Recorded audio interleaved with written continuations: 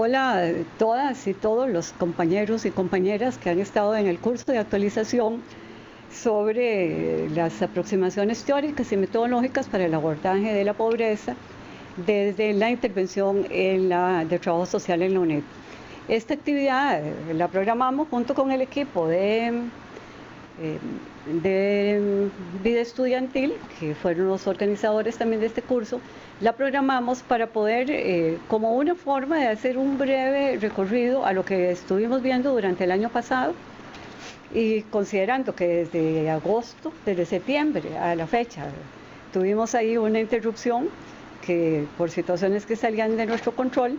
Entonces, bueno, dijimos, antes de reiniciar el curso, ahora en agosto, así que váyanse alistando de una vez, decidimos montar esta videotutoría.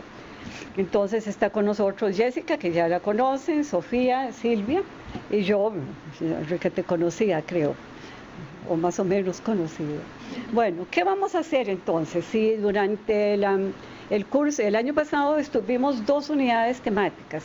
La primera, que era todo lo que tenía que ver con pobreza, definiciones de pobreza, y una segunda unidad que ya tenía que ver y estuvo íntimamente relacionada con las necesidades humanas. Entonces, eso es a lo que nos vamos a referir ahora. El próximo encuentro que tengamos, vamos a continuar con lo que teníamos programado en el curso, que está muy relacionado también con pobreza y necesidades humanas.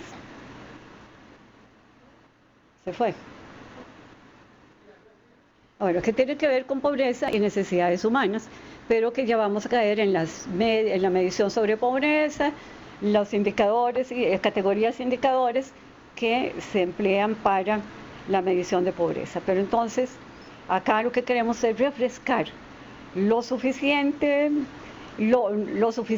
sobre los aspectos fundamentales. No vamos a profundizar en contenidos teóricos en detalles, sino en lo fundamental que vimos en el curso.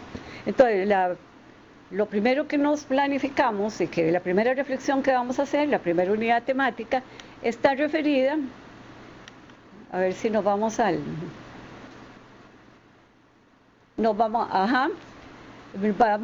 reflexionar, está referida a que reflexionemos sobre pobreza y necesidades humanas. Empezaremos entonces por pobreza. En el curso vimos diferentes definiciones de pobreza, de organismos internacionales, de académicos internacionales y costarricenses. Entonces vamos a hacer un repasito sobre cómo define la CEPAL, que es la Comisión Económica para América Latina, que está muy involucrada en las políticas sociales que se orienten en América Latina también. Entonces nos pareció muy importante considerar esta definición que ellos tienen.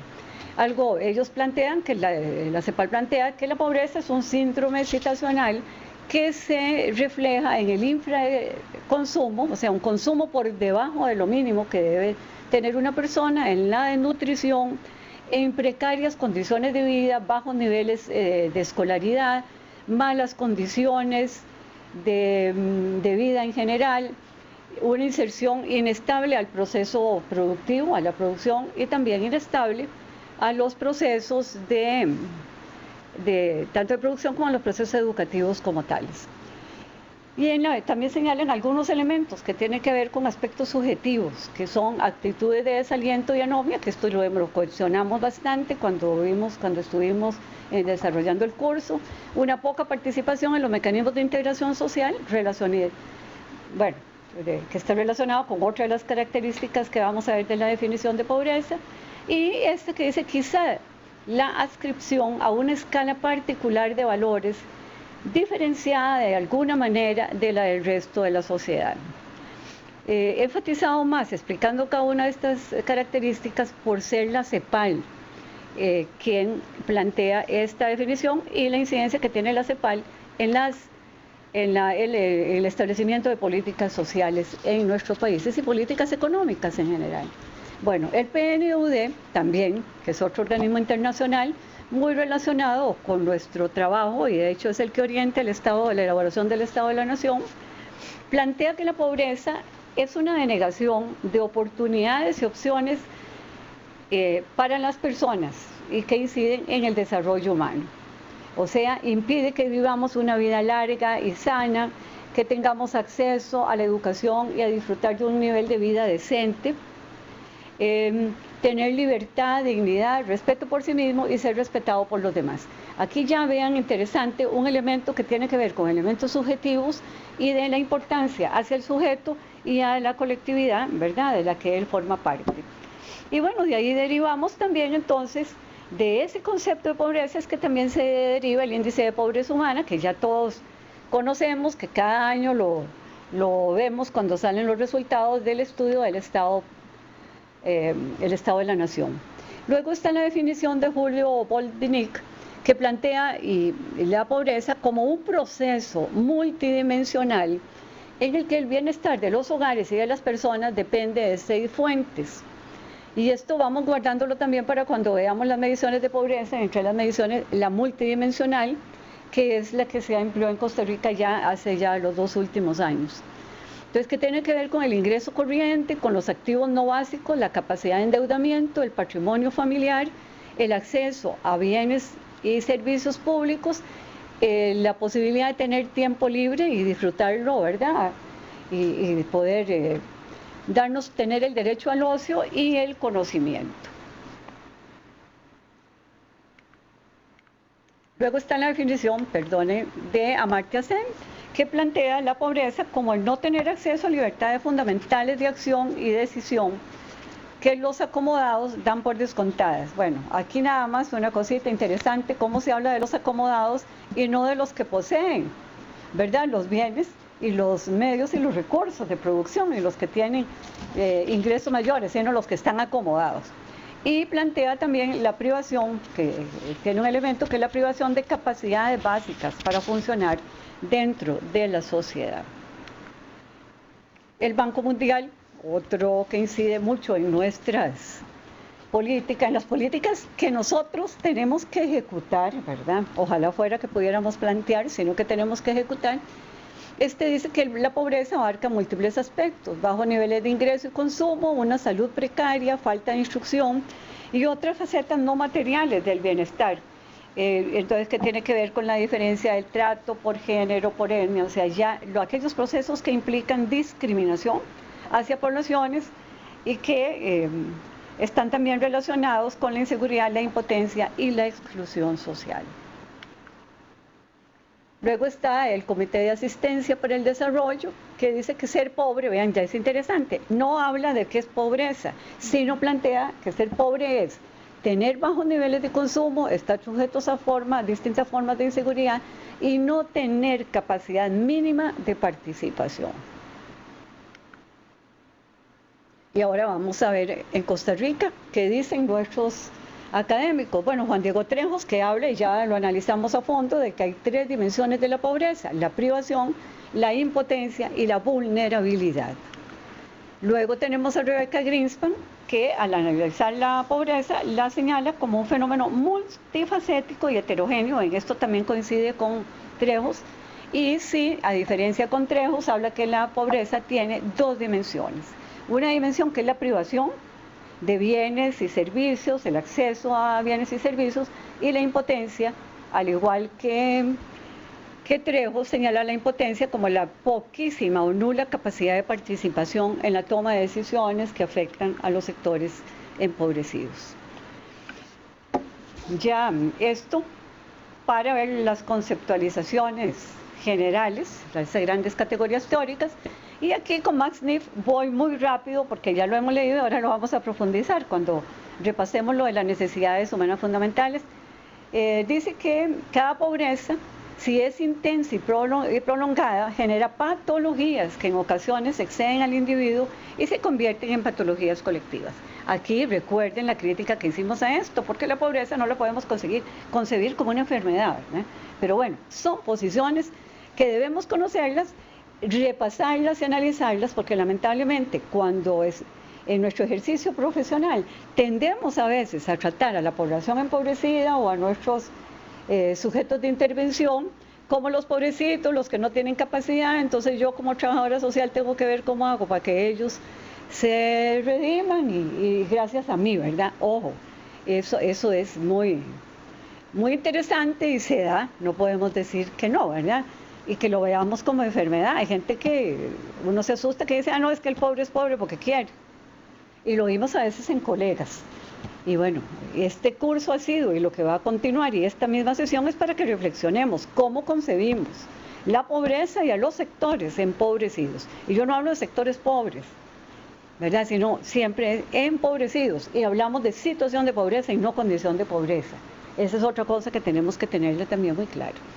Y bueno, dice que son generadas estas pobrezas, se lo pluraliza, ¿verdad?, por la privación sistemática a la satisfacción de las necesidades humanas fundamentales. Por eso vamos a analizar, y ahora vamos a entrar al tema, cuál es la teoría de las necesidades humanas fundamentales que plantea Max Neff, ¿verdad? Y que vamos a refrescar, más bien. Y luego, bueno, tenemos a Julio Goldinick, que la plantea, no, ya lo habíamos visto, que es un proceso multidimensional donde el bienestar de los hogares y las personas depende de estos tres elementos que señalábamos. Bueno, entonces, ¿qué vemos nosotros en las concepciones de pobreza y las definiciones que aquí hice rápidamente un recorrido? ¿Qué cosas de estas definiciones, compañeras, podemos identificar que tienen en común estas definiciones? ¿Y qué cosas tienen de diferente? Pero sobre todo, ¿qué tienen en común? Primero. Bueno, yo creo que primero importante que hagamos este repaso en el contexto del curso y de nuevamente enfatizar en qué tanto nos significa a cada una de nosotros y a cada uno el poder pensar y repensar cómo estamos conceptualizando la pobreza.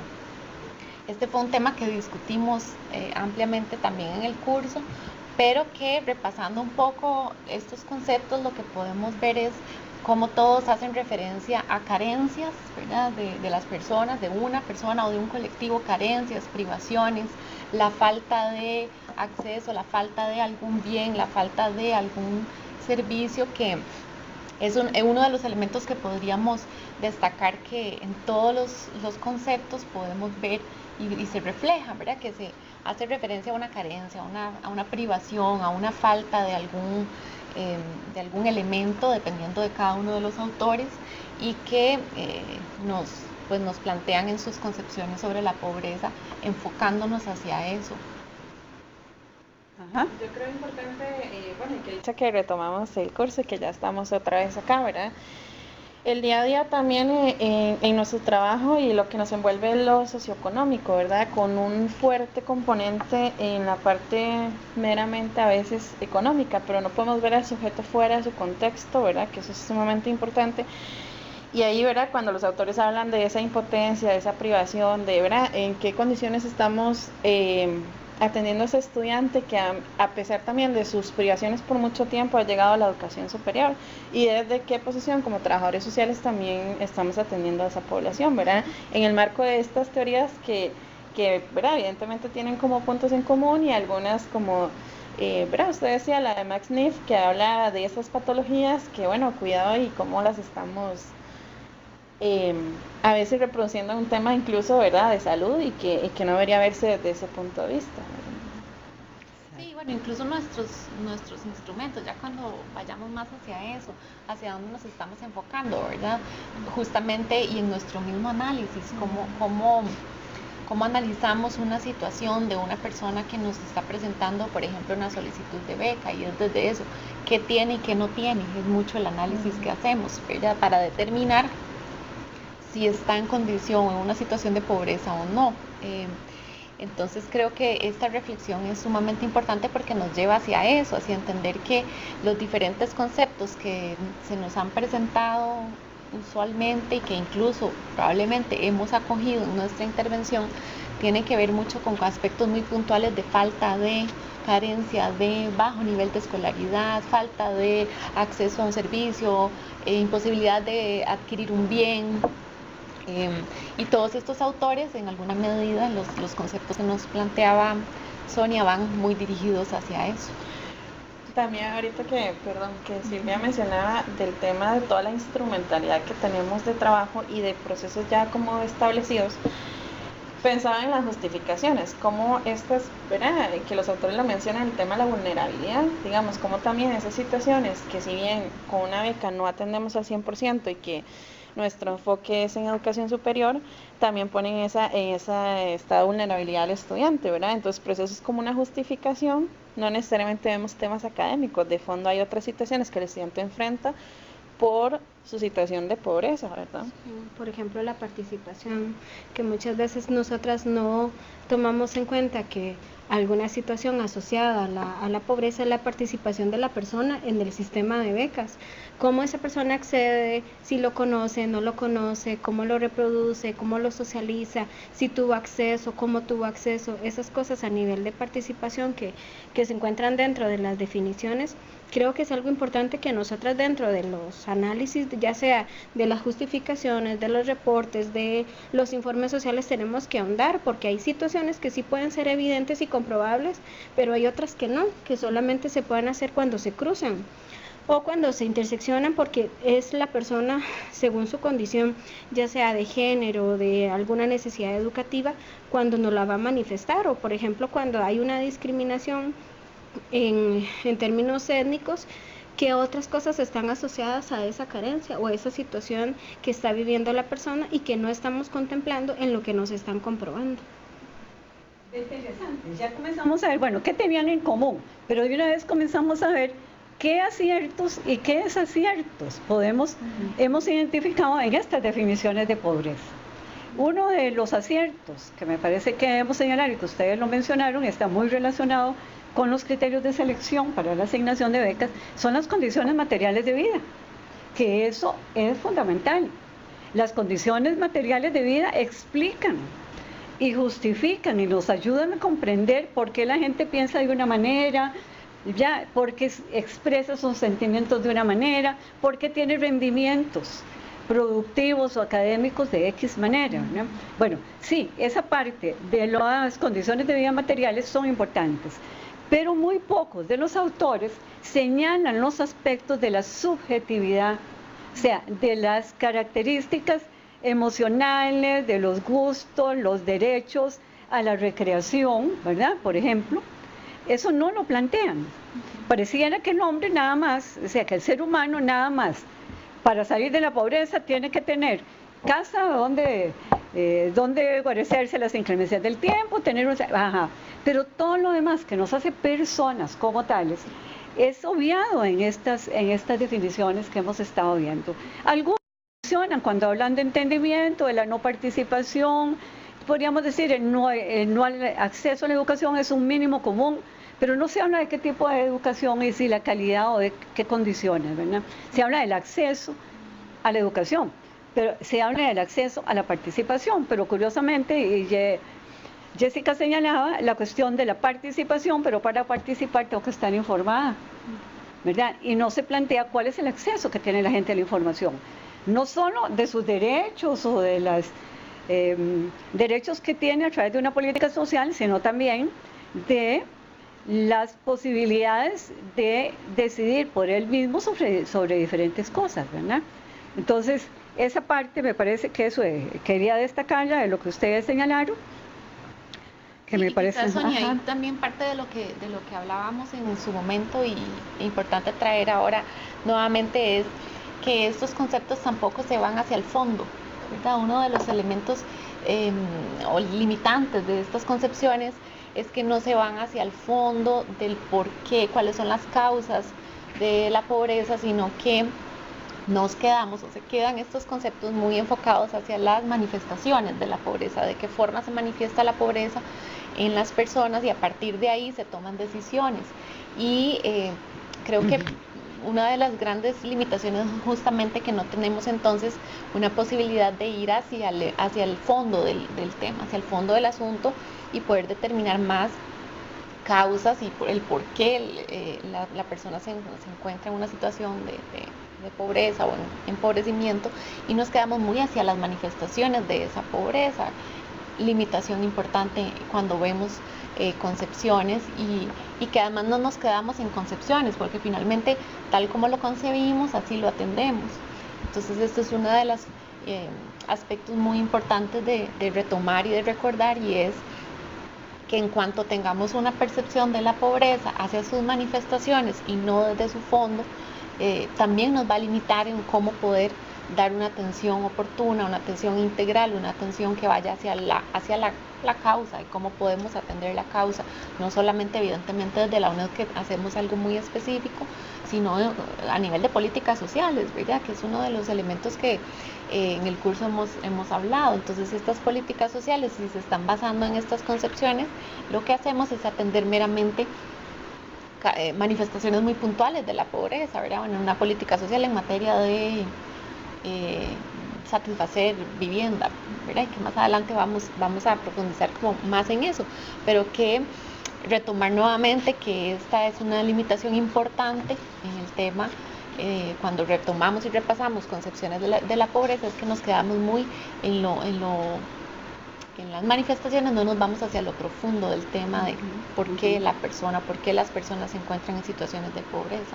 Y para ya ir terminando, aparte de que vemos las manifestaciones de acuerdo con la concepción que se hace quienes son los que orientan las políticas sociales de nuestro país, depende de la conceptualización y el fundamento teórico que se tenga, ¿verdad? Y político, así también se establecen esas políticas. Entonces, bueno, ¿cuándo se va a ir a la raíz, como decía Silvia, del problema? Ninguna va a cómo está distribuida la riqueza o cómo participan estas personas en la distribución de riqueza en el país.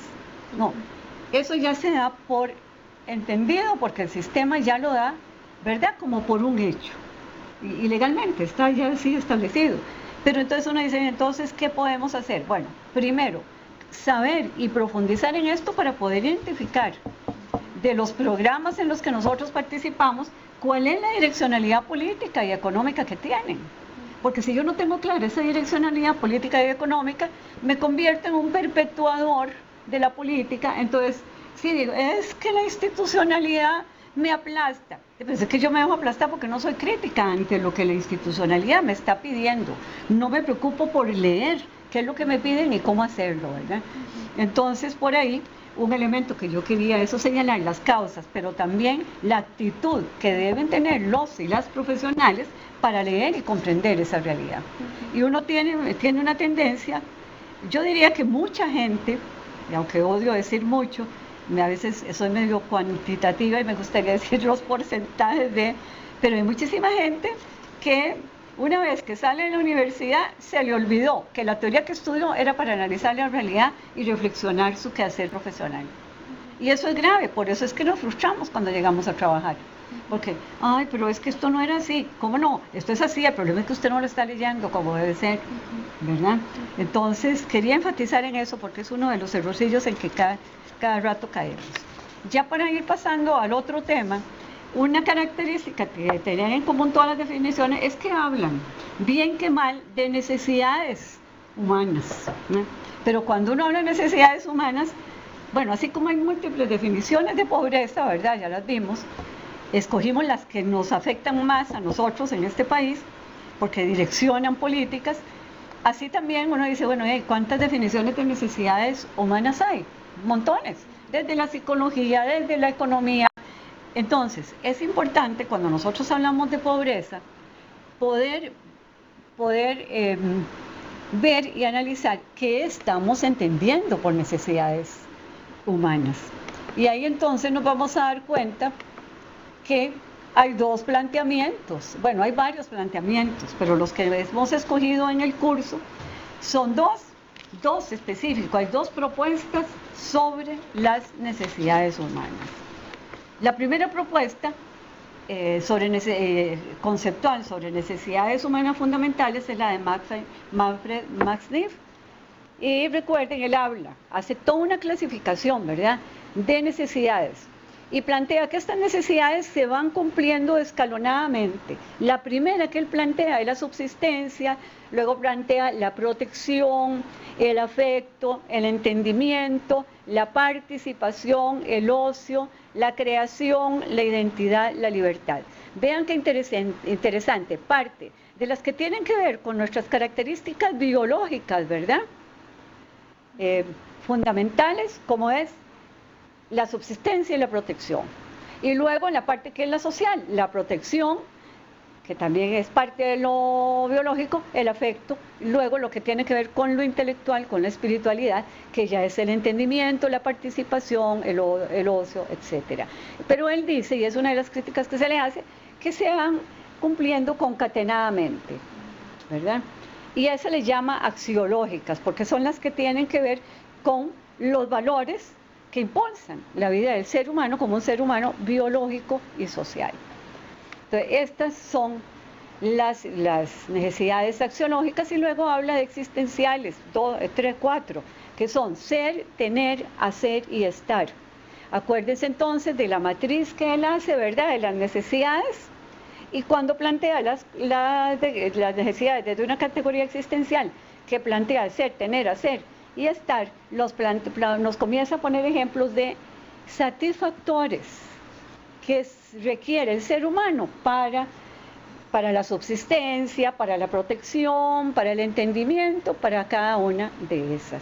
Porque, y existencial, nosotros somos seres, necesitamos tener, necesitamos hacer y estamos en. Entonces ahí hay una visión, ¿verdad?, también integral ya de las necesidades humanas, y cubre una serie de factores. Entonces yo les estaba hablando de que cuando él nos presenta la tabla, nos pone satisfactores, y él hace una clasificación muy rica de lo que son los satisfactores. Y recuerden, aquí voy a recordarles cómo él diferencia entre satisfactores y bienes de consumo. Dice, cuando se habla de necesidades, la gente a veces confunde una necesidad con un gusto, una preferencia, y los gustos y las preferencias las impone el mercado, no el ser humano por su naturaleza como ser humano, como ser biológico y social y espiritual. Entonces él dice, los satisfactores son aquellos bienes o servicios, políticas u otros, que debe emplear el Estado, ¿verdad?, desde la política social, o se debe emplear desde el ejercicio y la aplicación de la política social para satisfacer las necesidades humanas fundamentales que habla él. Entonces él habla de satisfactores violadores o destructores, de pseudosatisfactores, los inhibidores, los singulares y los sinérgicos. Cuando hablamos de esta clasificación, Max Neff nos pone una serie de ejemplos, ¿verdad?, de ¿cuáles son los satisfactores violadores o destructores? Dice, bueno, son aquellos que se establecen con la intención de satisfacer una necesidad, pero resulta que al establecerlos, esa necesidad que pretenden satisfacer no es satisfecha, y lo peor de todo, impiden la satisfacción de otras necesidades y más bien destruyen la posibilidad de satisfacer otras necesidades. Por eso se llaman violadores o destructores. ¿Cuál es el cuidado que debemos tener en este tipo de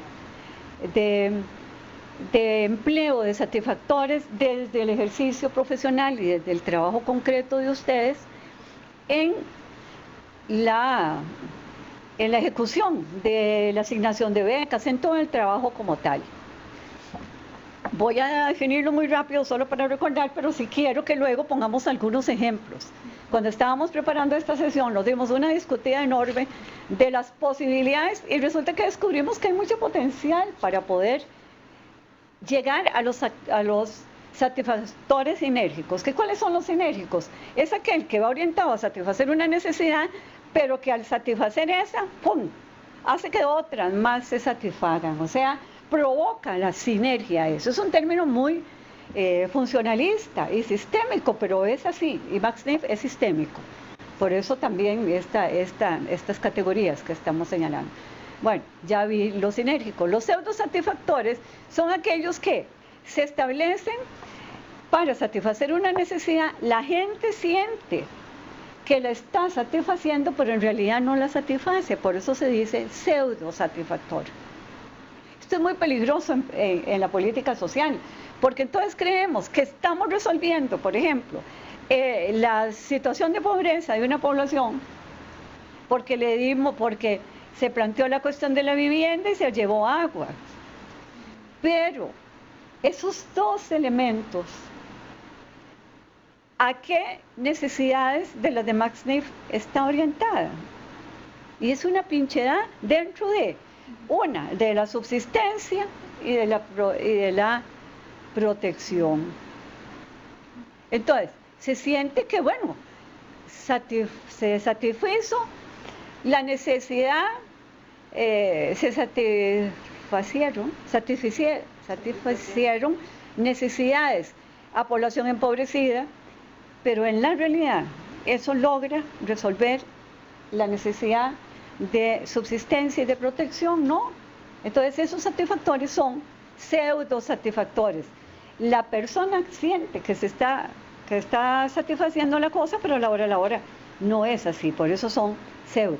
Los otros tipos, que son los inhibidores, son aquellos que se emplean para satisfacer una necesidad y resulta que la inhiben, como es el paternalismo, por ejemplo, ¿verdad? Después lo vamos a ver.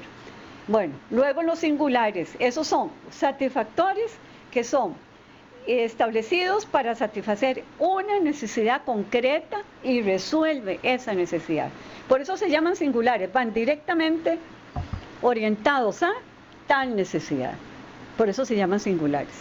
Entonces, con esta rápida definición que hicimos, desde nuestro quehacer, ¿qué tipo de satisfactores tratamos de abarcar o de darle acceso a nuestro estudiantado desde el UNED? ¿Qué tipo de satisfactores son los que predominan y a qué deberíamos aspirar desde la... Sí, quizás, y me voy a ir un poquitito antes, muy rápidamente, traer la discusión concreta de cuáles son las necesidades hacia las cuales nos enfocamos también a nivel de nuestra intervención desde el trabajo social, cuáles son las que hemos reflexionado y recordar un poco esa discusión que tuvimos en el curso, y que lo que hemos planteado es que nuestra intervención se ha dirigido más hacia satisfacer necesidades o dirigir nuestras acciones hacia las necesidades de las primeras que hablábamos, de protección y de subsistencia, por cuanto son elementos que además consideramos, como lo hablábamos anteriormente, incluso en el momento en el que estamos seleccionando a la población, que nos vamos mucho hacia a analizar ese tipo de elementos, y que en alguna medida también nos planteábamos la discusión de si estamos trabajando sobre el tema de entendimiento, sobre la participación, y algunas otras por el hecho de estar además en el sector de educación, y que las becas potencian que las personas puedan incorporarse al sistema de educación, en nuestro caso de educación superior, que esto implica además pues elementos que tienen que ver con movilidad social, con si logramos generar, por ejemplo, la participación en las poblaciones desde lo que nosotras hacemos, que esto fue también parte de la discusión, y nada más quería traerlo a la mesa antes de hablar ya de satisfactores, pero recordando un poco esa discusión que tuvimos, que quizás nuestra intervención también va hacia atender esas necesidades más enfocadas hacia la protección, hacia el tema de la subsistencia, y que en alguna medida nos hemos planteado, y también recuerdo haberlo trabajado en el grupo, ¿verdad? Cuando estuvimos el año pasado, de qué forma también incidimos en entendimiento, en la parte de participación en alguna medida y desde algunas acciones particulares que tenemos. Pero era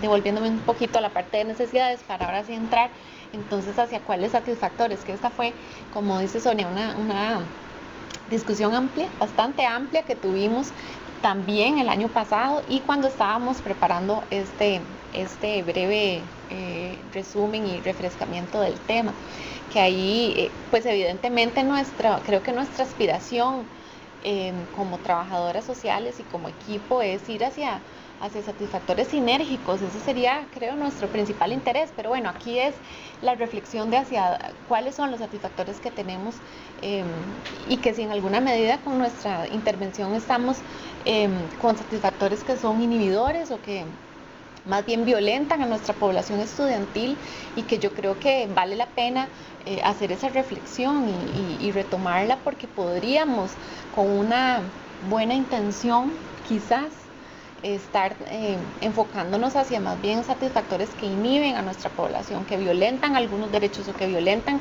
la dignidad de la población en algunas acciones que podamos tener, ¿verdad? Y que quisiéramos ir hacia lo sinérgico y concluíamos en esa sesión que sí hay mucho potencial, que podríamos hacerlo, pero que tenemos que caminar hacia eso. Yo creo como muy importante, y creo que la profesora ahora le dio como a la inversa a preguntar más por los satisfactores antes de la necesidad, ¿verdad? Y yo creo que es con toda una intencionalidad. Y bueno, ahora que estoy del lado de la coordinación del programa de becas y en esa como visión más integral de país que logro tener a través de las compañeras y de situaciones bien particulares que vemos, yo casi me atrevería a decir que puede ser que tengamos de todos los satisfactores, ¿verdad? Coincido con Silvia que lo que buscamos es esa sinergia, ¿verdad? Pero nuestro accionar y en esa toma de decisiones que a veces ¿verdad? Hacemos, podríamos tener como algunos satisfactores que no necesariamente tienen como la intencionalidad que sé que tenemos, ¿verdad? Pero resulta de otra forma.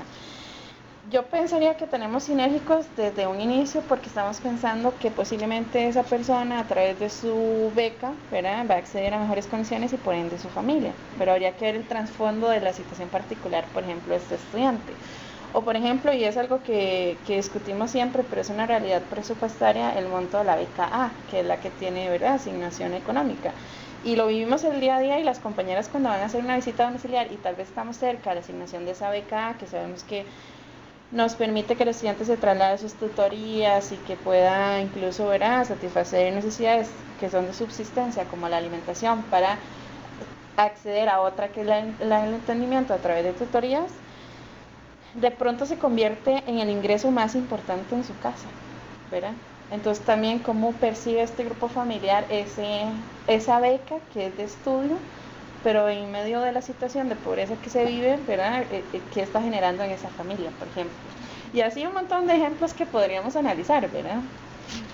Yo creo que es importante en la asignación de becas que quizás o en una beca como tal, que es pues nuestra principal acción o alrededor de una beca es donde nosotros tenemos nuestro trabajo. Lo discutíamos ampliamente, ¿verdad? La vez pasada que podríamos pensar que son satisfactores singulares que van hacia la asignación de un beneficio para poder acceder a la educación, que estarían atendiendo esa necesidad particular, ¿verdad? Y que en el cuadrito en la matriz de Max Neff, ahí podemos ver en dónde se ubica, en el ser, en el tener, en el estar, en todos los diferentes elementos que plantea a nivel de matriz, pero que como satisfactor podríamos decir, bueno, es un satisfactor singular. Pero lo hablábamos también incluso en el espacio grupal que tuvimos el año pasado, ¿qué podríamos hacer para entonces potenciar que la beca, la asignación de este beneficio, de este apoyo, potencie otras posibilidades que nos permitan ahí sí entonces ir hacia otras necesidades? Y lo hablábamos, por ejemplo, en cómo una persona que tiene algún beneficio, alguna beca, tiene, por ejemplo, la posibilidad del espacio o el acceso hacia la formación en diferentes áreas, en liderazgo, en participación estudiantil, en elementos que potencien otras habilidades y otras áreas del ser, ¿verdad? Y otras áreas de esa persona, y que nos podrían entonces llevar hacia ahí sí buscar esa sinergia, ¿verdad? Que podríamos estar resolviendo, bueno, tiene acceso a la educación con esta beca, si es en el caso de una beca A o por ejemplo de la asignación que tenemos de Fondo Solidario Estudiantil que va dirigido hacia satisfacer necesidades de alimentación, de transporte, ¿verdad? También podríamos estar diciendo, ok, esa persona tiene esta necesidad resuelta, pero además si está participando, por ejemplo, en espacios de formación, espacios grupales de proyectos o de acciones que podamos seguir potenciando, donde las habilidades y destrezas se puedan potenciar. Por ejemplo, en investigación, lo hemos hablado muchísimo al interno del equipo, cómo potenciar la participación de estudiantes en extensión, en proyectos a nivel de comunidad, que entonces les va a permitir desarrollar otras otras habilidades y otras destrezas acompañadas, y entonces podríamos ir pensando sí en que además de que la beca le esté resolviendo su necesidad específica de educación, estamos también potenciando el desarrollo de habilidades, el desarrollo de conocimientos, el desarrollo de diferentes destrezas que acompañan a esa persona y que además pues evidentemente comulgan con nuestra misión como vida estudiantil, que es buscar esa formación integral, ese desarrollo de diferentes áreas de la persona y no únicamente el logro de un título universitario, ¿verdad? O de una formación superior, sino que estaría acompañado además de otra serie de elementos que le permitirían ahí sí ir hacia lo sinérgico quizás, ¿verdad? Yo creo que algo muy importante que nosotros también tenemos que aprender a desarrollar dentro de la profesión es a buscar, identificar sí algunas acciones a nivel sinérgicas, pero también que de lo que estamos ejecutando es inhibidora de otra cosa, porque ya identificándolas podríamos potenciar o podríamos crear otras estrategias que no solo comulguen a lo interno de la oficina donde estemos, sino también, por ejemplo, a nivel de la región. Es muy interesante pensar, por ejemplo, que estudiantes de 60 horas, estudiantes de las 24 horas, no estén pensados solamente para ciertas áreas, sino también pensar, por ejemplo, en cómo nosotras visualizamos a esos estudiantes en la región, qué tanto pueden además crear en la región, pero crear para que la universidad se dé a conocer, para que los productos y las acciones que la Oficina de Atención Socioeconómica hace se conozcan en espacios, en las comunidades, porque los estudiantes al final y al cabo, ellos cuando salen de sus carreras, o por ejemplo si transcurrieron un año en la universidad o un cuatrimestre, por lo menos tengan un espacio donde poder socializar lo que vivieron en la universidad, poder decir, mi autonomía pasó por experimentar que pude acceder a la educación, pude tener acceso a un material o a libros o a cuadernos o etcétera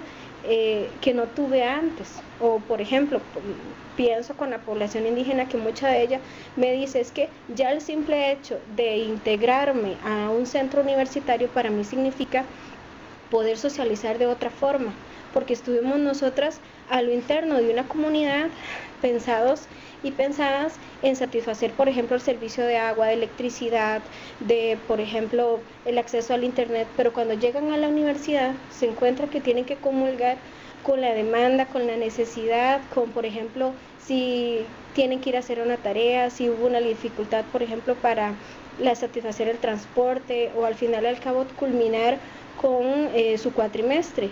Pero al final y al cabo el estudiante, aunque salga de la universidad, tiene que identificar que pasó por toda una línea de trabajo y por todo un desarrollo de su propia autonomía como estudiante. Entonces yo creo que nosotras a lo interno de la oficina y a lo interno de lo que hacemos diariamente deberíamos pensarnos también en qué cosas son inhibidoras y qué cosas de eso puede cambiarse para proyectarnos a nivel de universidad. Creo un poco, ¿verdad? Esa discusión que hace como unos días teníamos preparándonos para esto, pensar en colectivos, de cómo hay estudiantes que sí logran esa sinergia y que sí podemos hablar de que, si bien es cierto, somos la oficina de atención socioeconómica y desde la cual se asignan becas, vamos más allá y ese estudiante logra tener otros elementos que fortalecen su formación profesional. Pero ¿qué tenemos que hacer? Y creo que eso es un reto como oficina, para que eso se vuelva en un colectivo desde nuestro accionar. Esto es muy importante lo que señala Sofía, porque siempre cada ser humano tiene sus propias características, sus potencialidades, aunque tenemos nuestras características universales, ¿verdad? Y objetivas. Y tenemos necesidades objetivas y universales. Entonces siempre habrá una persona que con un satisfactor singular, institucionalizado él por sus habilidades, sus aptitudes, sus actitudes, puede alcanzar otras necesidades. Pero el satisfactor que nosotros le estamos propiciando no es un satisfactor sinérgico. Entonces ahí tenemos que ver bien la diferencia, ¿verdad? ¿Por qué?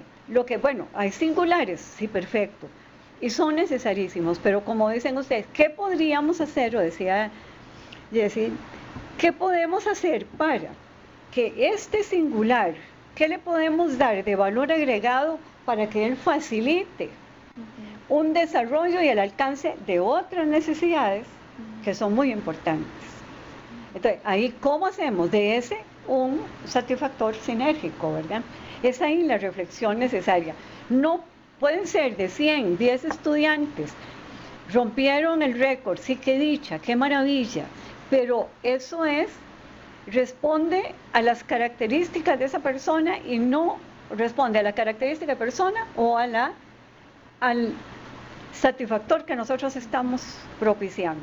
Es eso lo que nos tiene que hacer reflexionar fundamentalmente para ir viendo lucecitas. Porque tal vez digo algo muy importante, que es un defecto que tiene esta clasificación de Maxwell. O sea, está todo tan dado, ¿verdad? Todo está tan estructurado que sí es muy rico porque le ayuda a uno a hacer esas reflexiones, a ver y hasta trazar qué satisfactores y evaluar. Pero llega el momento en que se siente uno encajonado en ese enfoque teórico, ¿verdad? Y en esa lo lleva indirectamente, porque esos son los posicionamientos teórico-metodológicos, a eso lo llevan a uno, a ir viendo eso de tal forma mecánica y yo voy haciendo la misma relación desde subsistencia y esa, debo hacerla, porque el ser humano como ser biológico tiene que satisfacer primero las necesidades materiales, ¿verdad? Claro, pero de pronto está tan encajonado que uno dice, no esto, no mira, entonces este es un inhibidor, no podemos. No, veamos por qué es que este fue inhibidor, o por qué son pseudosatisfactores, que eso puede darse, como un ejemplo que ponían. Bueno, entonces resulta que a mí esta beca me permitió, voy a empezarlo diferente, las becas son un mecanismo para garantizar, un mecanismo que va a coadyuvar en que la persona a la cual se le asigna beca pueda tener acceso a una educación de calidad y por tanto satisfacer a partir de esa educación la necesidad de entendimiento, por ejemplo. ¿Verdad? Hasta ahí vamos bien. Perfecto. Ahí, ese es el objetivo del trabajo de ustedes. Propiciar para que la persona logre el entendimiento y de ahí, ojalá, participación y todas las demás. Pero, cuando nosotros, entonces, ahora sí, para lograr eso, ¿qué es lo que hacemos? ¿Qué satisfactores tenemos que tomar en cuenta para que las becas sinergien o potencialicen a estas personas sujetas de eso? Ahí es donde viene ya la reflexión y el ir rompiendo en la estructura bastante mecánica es una de las críticas que yo le hago a Max Neff, pero sí le hago y le destaco la importancia porque nos da una guía para trabajar, importante, pero tenemos que cuidarnos de eso. Y ahí yo quería llamar la atención, cuidaditos, en algún momento estamos empleando satisfactores pseudo satisfactores. Y la persona cree que está satisfaciendo esas necesidades y no, pero porque también está toda la parte ideológica, cultural de los grupos en los cuales estamos inmersos. La población de la UNED es una población con características muy particulares y desde lo cultural, ya no solo por la cuestión de los diferentes grupos y etnias, sino por la diversidad de la población con que trabaja. Entonces, en algún momento nosotros o los mismos sujetos de la intervención pueden creer que están satisfaciendo y nosotros que estamos satisfaciendo una necesidad y no lo estamos haciendo. Entonces tenemos que valorar por qué se convirtió esto en un pseudo satisfactor y qué debemos hacer para que no sea, ¿verdad? Bueno, no sé, esa parte yo quería señalarla porque hay mucha tentación a caer en ese tipo de cosas, ¿verdad? Como el día que hablábamos del paternalismo o maternalismo, ¿verdad? Que es un pseudo satisfactor, se plantea, bueno, yo para protegerte soy muy paternal, y al final estás atentando contra la autonomía, ¿verdad? De esa persona. Entonces, Y a veces en la intervención desde el trabajo social somos muy maternales o somos muy dictatoriales con alguna gente, somos autoritarios o somos burocráticos, muy burocráticos, o somos muy paternales. Entonces, esas actitudes nos pueden llevar a desviar la intención de un satisfactor. Vean qué interesante, ¿verdad? Por eso es importante la teoría, porque es la que nos da la luz para nuestra reflexión. Bueno, no sé si con esto, ya que hablamos, podemos pasar a ver las necesidades humanas básicas de Doyle y Gould que nos abarca Pereira, seguras. No tenemos nada más que añadir. Pues no, yo creo que únicamente hacer mucho énfasis en eso, porque quizás podríamos también objetivizar mucho el tema y pensar, las becas son un satisfactor X o Y, ¿verdad? Pero creo que también esto nos lleva a la reflexión justamente de si mi intervención, que también es un servicio que brindamos hacia la población estudiantil, como la forma en la que yo estoy atendiendo a esta población, por ejemplo, se vuelve un satisfactor inhibidor. Por la forma en la que yo lo hago y que fuera por mi posición, por mi manera de atender a la población, por mi posición de cómo veo a la persona y cómo me estoy dirigiendo a esa persona. Entonces, mucho la posición paternalista, maternalista o autoritaria o no sé, posiciones muy, muy particulares desde lo profesional que podrían estar llevándonos a que esto, que también es parte de, ¿verdad?, nuestro servicio, nuestro apoyo, el acompañamiento que se le brinda a la población, no solo la asignación de la beca, sino todo lo que va alrededor de esa asignación, podría estarse convirtiendo también en un pseudo satisfactor o en hasta un satisfactor que más bien inhiba o que violente, y que eso es definitivamente algo que no quisiéramos. Entonces, creo que esa reflexión es válida no solo para analizar nuestro por llamarlo de alguna forma, el servicio concreto de una asignación de beca o de un apoyo de fondos solidarios de estudiantil o de la realización de las horas que hacen los estudiantes, sino que también mi misma forma de acercarme a las personas, de ver su realidad y de a partir de ahí cómo yo me estoy acercando, también puede convertirse en que este apoyo que brinda la universidad más bien tenga un elemento violador o inhibidor o pseudo satisfactor. Yo quería agregar ahí que el reto aquí que tenemos es que todas atendemos todos los tipos de población, ¿verdad? Hace poco en una jornada de trabajo de equipo con el tema de privados de libertad, ¿verdad?, qué retos me implican como profesional, la población indígena con necesidades educativas, el tema de la violencia, de las zonas más rurales, por ejemplo, porque aquí de verdad ese listado no es solo un listado de becas, es todo un reto profesional. Y como dice Silvia, no es, o sea, es desde mi actitud y posicionamiento ético-político como profesional a la población que tengo ahí sentada atendiendo, ¿verdad? Y en una estructura que también me genera retos de limitaciones y potenciadores también para nosotras mismas de necesidades que tenemos como ya equipo, ¿verdad?, para la atención de la tarea que se nos asigna en la universidad. Así es. Bueno, vamos, la última reflexión sobre esto, lo de Max Neff, que ya yo le vine haciendo algunas critiquillas, pero conste que no es que no. O sea, me parece que tiene grandes aportes. Hay que saber manejar las cosas bien, y para eso hay que profundizar en el estudio de él. Y también en el curso vimos los distintos enfoques o teorías que orientan la política social, el abordaje de la satisfacción de necesidades humanas desde la política social. De acuerdo con esos enfoques que analizamos, podríamos decir que identificamos en el posicionamiento que nos señala Manfred Max Neff, que se identifica muy claramente, podemos identificar dos enfoques. La óptica de Rawls, que es el liberalismo social de él, y la demócrata radical, que es la que plantea, o sea, Max Neff se va un posicionamiento demócrata radical donde dices, tienen que ser las mismas comunidades, los mismos sectores los que definan qué tipo de desarrollo, qué tipo de políticas quieren, y el Estado tiene la obligación de impulsar eso. Ese es un posicionamiento del es el posicionamiento demócrata radical. Pero también vean qué interesante los resultados del eclecticismo, ¿verdad? Y a lo mejor por eso de pronto uno se siente tan encajonado y así con todos los planteamientos que hace Max Neff. Y él plantea todos los principios del estado de bienestar, ¿ya? El Estado que tiene el papel de garantizar la armonía, de propiciar los elementos básicos y garantizar el contrato que se da en la sociedad, distribuir la riqueza de una forma menos inequitativa, etc. Entonces, esos son los dos que podemos identificar en Manfred Max Neff para pues ubicarse. Y uno dice, ¿pero qué tiene que ver Rawls con esto? ¿A mí qué me importa? Yo sé que el estado de bienestar y el estado de bienestar ya está en crisis y ya casi no existe.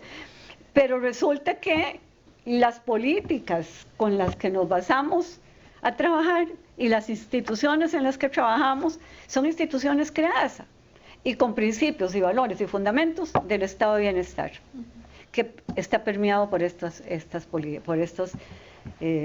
enfoques. Entonces, eso nos ayuda a entender las limitaciones y por qué nos plantean que hagamos esto, nos exigen que hagamos esto, pero nos dan esto. Bueno, es que tiene que ver con la doctrina económico, social y política que está imperando. Entonces, como ya vemos que es una mezcla interesantísima, bueno, ¿qué de lo del estado de bienestar podemos aprovechar, tener qué leyes y cuáles para poder exigir también y para también informar a nuestros sujetos de intervención de los derechos que tienen y de las vías y las formas en que ellos pueden ejercer esos derechos? No solamente ser nosotros los garantes y los que asignemos, ¿verdad?, sino que promovamos en el contexto en que estamos. La exigibilidad de derechos es una de las misiones principales que nos corresponde como profesionales, ¿verdad?, serias y comprometidas con los sectores trabajadores, empobrecidos y vulnerados. Bueno, yo creo que con esto ya nos podemos ir a ver la teoría de las necesidades humanas básicas. Entonces vamos a ir acá a las diapositivas. Y ahí tenemos a los autores. ¿Y cómo definen ellos las necesidades humanas básicas? Dice, todo aquello que necesita el ser humano para vivir física y socialmente en condiciones de poder expresar su capacidad de participación activa y crítica. Vean qué increíble. Todo lo que sí es una cosa muy corta, una definición cortísima, pero conlleva toda una reflexión filosófica y ética y política de qué se entiende por necesidades humanas básicas. Entonces, todo aquello que necesitamos los seres humanos para vivir en condiciones favorables que permitan no solo nuestro desarrollo biopsicosocial, sino la capacidad de participación activa y crítica, o sea, la capacidad de transformación, y esa es la participación activa y crítica. Ya vamos viendo una diferencia, un salto cualitativo con respecto a la teoría que vimos anteriormente, que es la de Max Neff. Ok, entonces, a partir de esa definición tan corta, pero tan profunda, ellos plantean dos tipos o conjuntos de necesidades humanas básicas. Y vean todo, Max Neff habla de necesidades humanas fundamentales, aquí hablamos de necesidades humanas básicas. Todo, necesidades humanas, y lleva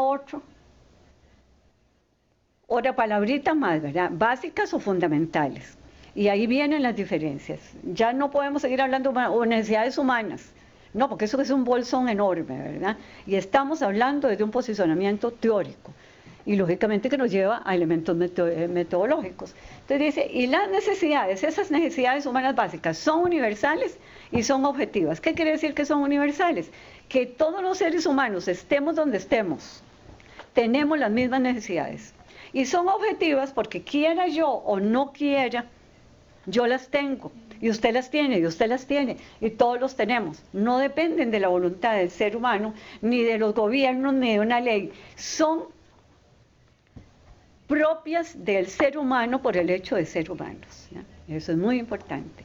Y algo que añade es que si no son satisfechas esas necesidades, sufrimos serias pérdidas en la vida material y en la actuación de las personas, o sea, en la vida material y en nuestro quehacer como seres sociales. Entonces, después de ver a Max Neff con aquel montón de necesidades, ¿verdad?, de tantos satisfactores, venimos ahora y caemos con dos necesidades: la salud física y luego la autonomía. Y en la autonomía, los autores dicen, hay dos tipos de autonomía: la autonomía básica o de agencia, que también le llama, y la crítica. Son esas dos necesidades. La salud física está directamente relacionada con nuestro carácter como seres biológicos, como seres vivos. Y la autonomía con nuestra capacidad con nuestra conciencia, la capacidad de conocer, de crear, de transformar, de cuestionar, ¿ya? Entonces, por eso plantea las dos. Ahora, ¿qué dice él sobre esto? Las necesidades, dicen ellos dos, que la salud física es fundamental. O sea, las dos, la salud física y la autonomía, están íntimamente relacionadas, pero no podemos realizar la necesidad de autonomía si no tenemos la salud física garantizada. Eso es importantísimo tenerlo claro. ¿Por qué? Porque eso también nos ayuda a entender por qué es necesario en los documentos que ustedes utilizan para determinar cómo viven las personas, qué recursos tienen, qué acceso a ingresos, qué esto, qué lo otro, servicio médico, etcétera.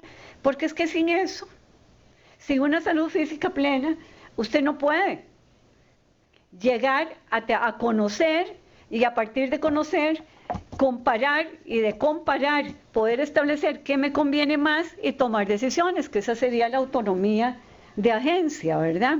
O la autonomía básica. Y la autonomía ya crítica, que es aquella de que yo conozco, identifico, conozco, relaciono, valoro y decido qué voy a hacer y cómo lo voy a hacer.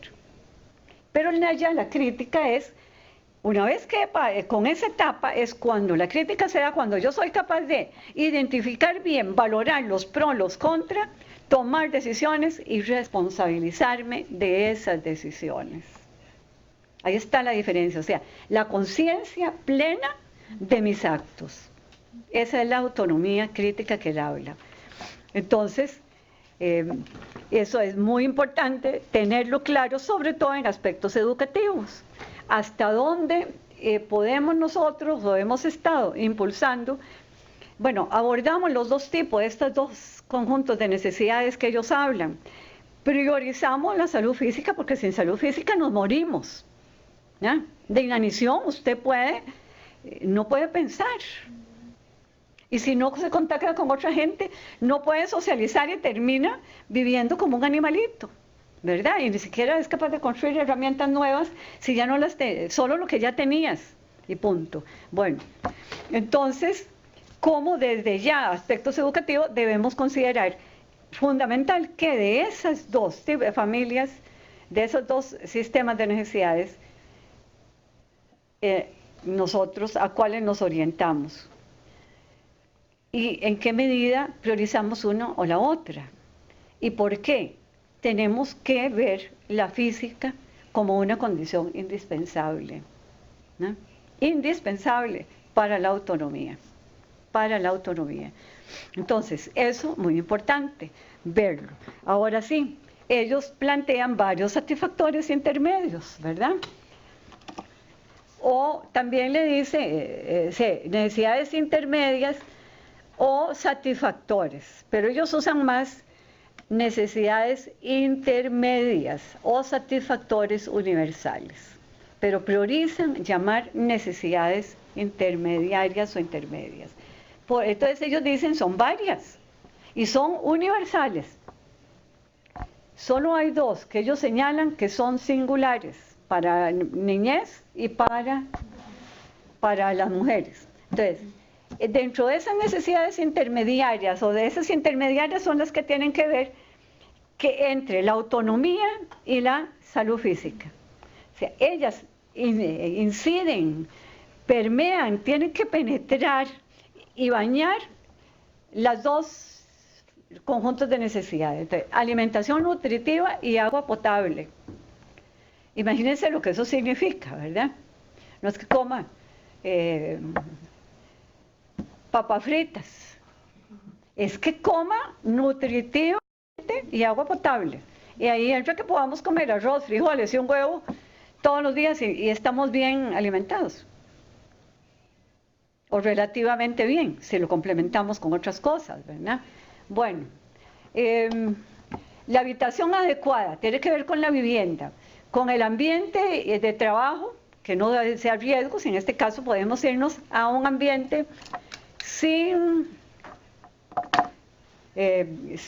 estudiantil, sin riesgos también, un ambiente físico saludable, los cuidados de salud apropiados, o sea, el acceso a una salud de calidad, la seguridad física, la seguridad económica, la educación básica, pero le añade de calidad, ¿verdad?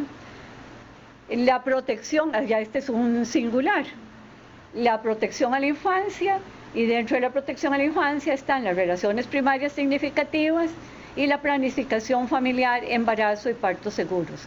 O sea, los tres últimos, 2 a niñez y 1 a las mujeres y la familia como tal. Esos son los satisfactores intermediarios que ellos nos están planteando. Bueno, entonces, con este resumencito, la carrera que lo di porque creía que se nos estaba pasando el tiempo y no, estamos bien. Entonces, ya van a decir, Sonia siempre anda con el tiempo fijándose, ¿tará? Bueno, sí, es cierto. Bueno, ahora sí, con esto que vimos ahí, ¿qué podemos compartir y cuestionarnos y hablar de qué necesidades prioritariamente, esas dos, prioritariamente, estamos enfocándonos desde la intervención, con qué necesidades intermediarias estamos tratando de emplear y qué hacer? Con Max era muy fácil comenzar como a relacionar. Ahora no es tan fácil, pero es más rico, porque ya no vemos una cosa por aquí, no vemos 10 o 12 cosas, sino que estamos viendo 2 cosas y así de relacionadas. Y en esas relaciones, uno un poquito más grandes, otros más pequeños, por donde pueden permear los diferentes satisfactores, digamos. Entonces, a ver, ¿qué pensamos? Yo pensaría que al inicio uno lo que busca con todo el desarrollo de las acciones laborales es buscar una educación adecuada, pero pensar en una educación adecuada es pensar en todo lo que tengo que tomar y todo lo que tengo que fijarme para que esa persona pueda acceder a un servicio o acceder a la beca. Pero es interesante porque la educación adecuada es también pensarla pertinente, pensarla, por ejemplo, libre de alguna discriminación, pensarla, por ejemplo, en un espacio que se desarrolle adecuadamente, que sea respetuoso de la diversidad que existe.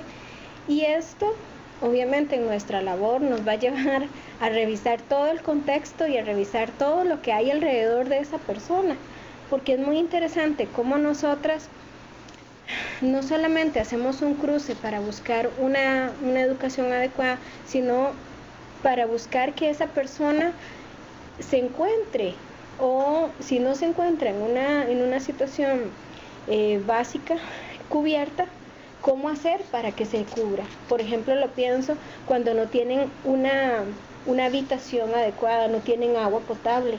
¿Qué tanto yo en mi formación, en mi seguimiento, en mi trabajo, puedo hacer para que esa persona conozca, se informe, para que pueda acceder a una habitación adecuada, o por ejemplo participar en alguna asociación de desarrollo para que pueda demandar o solicitar agua potable?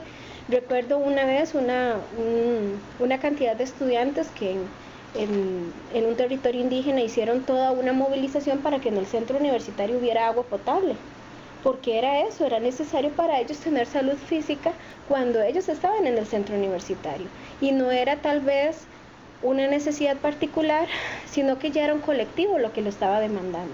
Pero era muy interesante porque ellos tuvieron que informarse, organizarse y ver que eso era parte de una educación adecuada, poder acceder a ese tipo de información, y además que tener una educación adecuada era demandar otros servicios que no se estaban viendo cumplidos en ese momento. Entonces es muy interesante cómo nosotras, a partir del ejercicio profesional, podemos averiguar o analizar contextualmente qué es lo que está pasando con ese estudiante, y no podemos quedarnos con lo que hacemos repetidamente, sino también formarnos, como usted decía, formarnos y capacitarnos en ocasiones en temas en que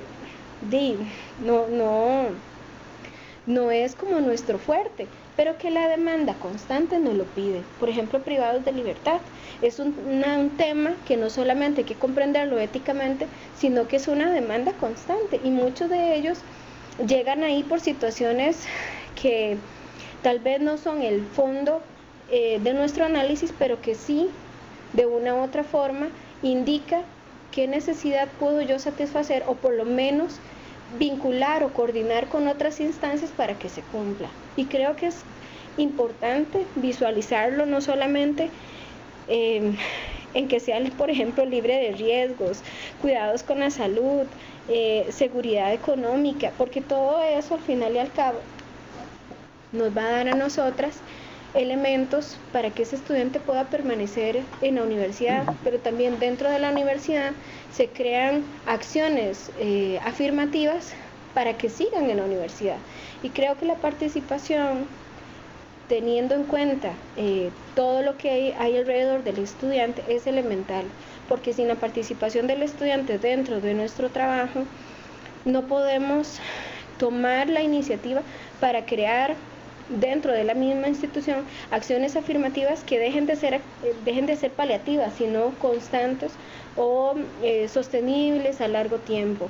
Por ejemplo, pasar de pensar que la atención a estudiantes indígenas sea por un periodo, sino pensar en que es una responsabilidad ética, porque obviamente eso le va a decir a la persona que es una educación apropiada, pertinente y culturalmente respetuosa de la diversidad que existe en la UNED.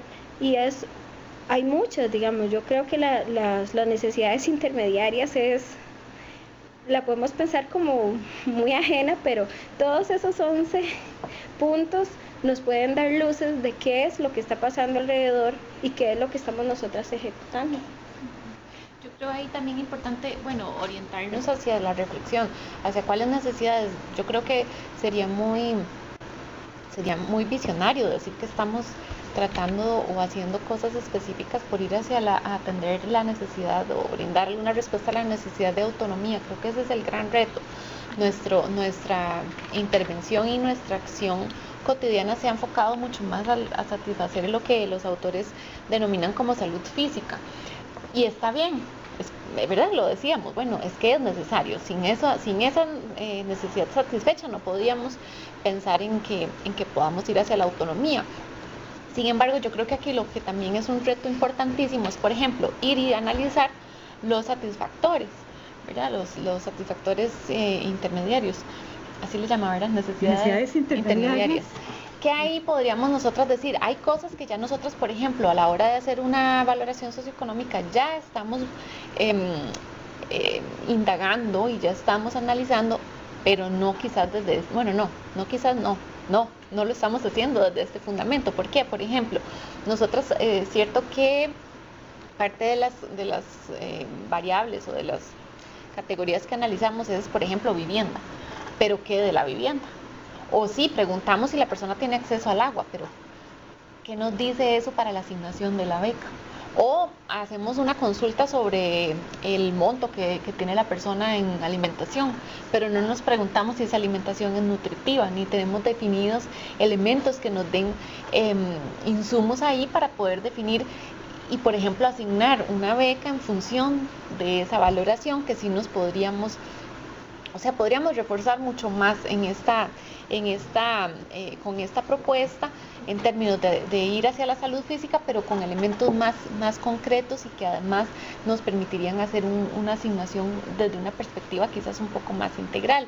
Y pues desde luego que el reto sería y es cómo poder ir hacia la autonomía, ¿verdad? Y satisfacer esa necesidad, que podríamos decir, igual como lo hablábamos anteriormente, podríamos pensar que alguna persona o algún grupo de personas logran satisfacer esa necesidad a través, por ejemplo, del apoyo que se brinda, pero no porque intencionalmente lo estemos buscando, y ahí es el reto, ¿verdad? Intencionalmente tener acciones que nos lleven en alguna medida. Yo creo que aquí pues son procesos que hay que ir haciendo y que justamente estamos, parte de lo que queremos con este curso es no solamente quedarnos en lo teórico y conceptual, sino bueno, cómo esto nos va a permitir hacer una mejor valoración, una más justa y más equitativa con lo que tenemos, poder asignarlo de la mejor forma, haciendo una inclusión de elementos que quizás no tengamos. Bueno, creo que hay claridad. Nuestro sistema de becas en este momento responde de una forma muy fuerte hacia ingresos y hacia los gastos del grupo familiar, y ya tenemos incorporados otros elementos que podríamos perfectamente revisar y ver cómo puede incidir y cómo podríamos hacer en nuestra valoración que esos elementos también se tomen en cuenta, para que entonces esta necesidad que tenemos muy claro que es hacia donde vamos, que es la de salud física, pues podamos tener una amplitud diferente en esos criterios de selección, que creo que es uno de los objetivos de este curso, que abiertamente creo que cuando estuvimos formulando este curso y esta propuesta, la intención era no solo quedarnos en el repaso de lo teórico conceptual y de la parte ético y política, sino bueno, cómo eso lo vamos a llevar a nuestra intervención, a nuestro día a día, para fortalecerlo, para mejorar, para que podamos dar una respuesta mejorada hacia las poblaciones que estamos atendiendo. Tal vez aquí antes, para que no, Silvia señalaba así, estamos más orientados hacia la salud física, y se justifica por qué, pero eso no quiere decir que no se hagan esfuerzos para abarcar lo que desarrolle la autonomía, pero es que la autonomía y ya crítica, o la autonomía en general, es una tarea que pretende toda la UNED, o sea, como institución de educación superior. Su tarea fundamental, o si vamos desde sus orígenes, ¿verdad?, es propiciar y elevar la calidad de vida de los y las costarricenses a través de ¿qué? Facilitarle la formación académica y profesional en esto y esto. Y se supone que con esa formación, si es de calidad y está orientada a la autonomía, entonces es de toda la institución la responsabilidad. ¿Por qué existe vida estudiantil? ¿Y por qué la U tiene un montón de estructuras, verdad? Cada una va coadyuvando en el alcance de ese objetivo generalísimo. Pero entonces, desde el área de ustedes, la autonomía es la meta, pero nosotros somos una parte y agentes muy importantes para garantizar que las personas que se integran a los procesos educativos logren salir con esas dos necesidades, ir satisfaciendo en su mismo proceso de enseñanza y de aprendizaje esas dos necesidades. Pero entonces, como no estamos aislados, ¿verdad?, y desde toda la universidad, lo que hablábamos el otro día, la necesidad de articular con sectores y áreas afines, porque potenciamos recursos y potenciamos satisfactores. Que no es fácil, porque las culturas organizacionales, a veces en una sola organización hay 3 culturas organizacionales o más, ¿verdad? Pero bueno, entonces yo hablo de afines, porque esas articulaciones son importantes, y tenía miedo que se nos pasaran por alto. que el otro día sí estuvimos hablando de eso y hasta vimos cosillas que se podían hacer, ¿verdad? Ahora sí, Sofía, esto era para que no se nos fuera. Es que tengo como mucho en mente como de esta posición teórica, ¿verdad? A nivel del trabajo que hacemos, porque tal vez viéndolo en procesos, me parece que esta salud física, como la conciben, ¿verdad?, estos autores, logramos verla más en, no sé, en un proceso revocatorio, porque pareciera que en el día a día de la asignación de beca vamos más en ingresos, gastos, y esas particularidades que nos implica esta serie de elementos que implica la salud física, pareciera que, no sé, podríamos estarla viendo como con más detenimiento en una, se llaman revocatorias, pero son apelaciones de beca, pero donde ya el estudiante logra con trabajo social ver ese detalle más a veces social, que obviamente tiene implicaciones económicas y representa necesidades para el grupo, ¿verdad? Entonces me hacía reflexionar como eso, y el tema de la autonomía, y es que también es una realidad, me parece, país, y no estamos exentos como NED, y creo que las compañeras lo viven el día a día, las situaciones, porque habla de no tener déficit en salud mental, en las habilidades cognitivas y en oportunidades de participación, y eso es muy común en nuestro perfil de población o en algunas zonas de atención, porque la UNED tiene 34 centros universitarios y eso implica, ¿verdad?, cantones incluso de muy bajo desarrollo social, ¿verdad? Entonces eso también qué implicaciones tiene para el trabajo que hacemos y las asignaciones de una beca, ¿verdad? Claro, pero ahí es donde vienen las acciones afirmativas, ¿ya? O sea, la capacidad de establecer acciones afirmativas para tal vez no eliminar totalmente un obstáculo, pero hacer que ese obstáculo no se convierta en la piedra en el camino para el trabajo, ¿verdad? Entonces, y las particularidades de los seres humanos son muy importantes, y el hacer adecuaciones a las características de las poblaciones es fundamental, y ustedes lo hacen y están muy avanzados en eso. Otras universidades no están todavía en ese plano, pero bueno, cada quien lleva su ritmo, ¿verdad? Y tiene también sus intereses particulares, pero creo que en ese sentido de las acciones afirmativas, pero también yo pienso lo siguiente: si estamos viendo más ingresos, los formularios de selección no están escritos en piedra. Entonces, cuando uno, para hacer el formulario, para revisar el formulario, uno puede ver, este formulario está progresando en esto y esto y está bien, pero podríamos de una vez incluir en este formulario y darle un puntaje a estos y estos y estos otros elementos para evitar revocatorias también, porque también las revocatorias te exigen más trabajo, ¿no? Entonces, yo voy mucho a la revisión de lo que usamos para mejorarlo y adelantar cosas, ¿ya? Esa parte creo que es, pero bueno, sigan, ya son ustedes, ya yo comencé a hablar más de la cuenta. Bueno, no, precisamente, ¿verdad? Hemos estado en una serie de revisiones de estos instrumentos y del fondo de qué es lo que queremos con ese trabajo o el formulario, ¿verdad? Que incluso hoy y desde hace días estamos en mejoras y fortalecimiento, porque de pronto, ¿verdad?, también la realidad nos va dictando formas del trabajo y que hay que adecuarnos a esa realidad que enfrentamos el día a día. Pero sí, o sea, totalmente de acuerdo, ¿verdad? De pronto también teóricamente y desde un posicionamiento estamos tal vez enfatizando en algo y podríamos valorar ver a otras cosas que realmente también responden a esa necesidad con la que vienen nuestros estudiantes a la universidad.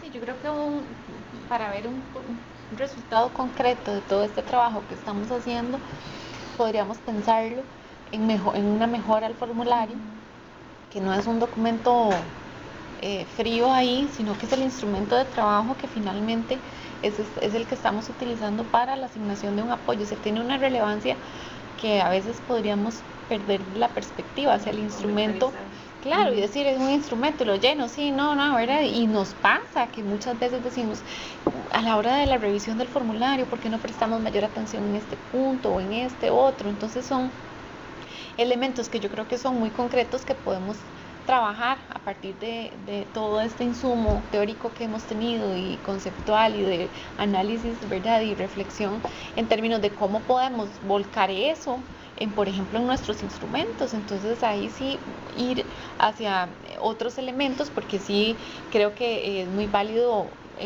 retomar que nuestro índice socioeconómico está muy enfocado hacia gastos y hacia ingresos del grupo familiar, es el mayor peso, y ahí sí tenemos una oportunidad de mejora totalmente porque somos autónomas en esa decisión, y creo que en la medida en que logremos además justificar teóricamente ¿verdad? Desde otro posicionamiento y no el que quizás hemos tenido durante algún tiempo, podemos hacer cambios y mejoras importantes desde ese momento que es el inicial, ¿verdad? Desde la asignación, porque entonces a partir de ahí ya tenemos ganancia de poder asignar con un instrumento que nos permita ver otros elementos, otros aspectos que quizás no le hemos prestado tanta atención, o que le prestamos atención ya en un segundo momento, que es lo que vos decís, ¿verdad? Que entonces ya le prestamos más atención y podemos profundizar más, por ejemplo, al momento de hacer una apelación. Pero entonces, ¿cómo nos adelantamos? Y desde la asignación podemos ver cosas. Yo creo que eso